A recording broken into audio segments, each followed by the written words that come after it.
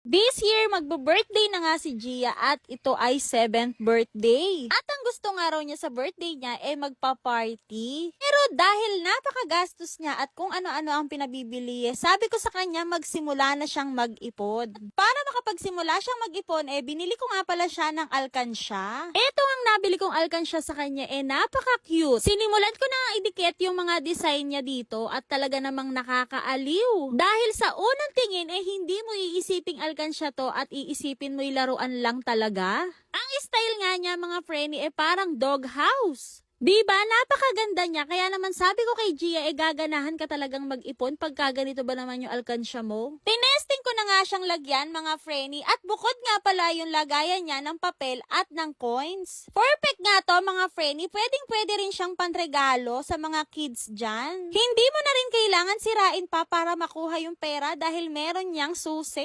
O diba? Napakagaling. Kaya naman for sure nasisipagin na mag-ipon ang mga bagets natin dito pag gaganito ang alkansya, diba?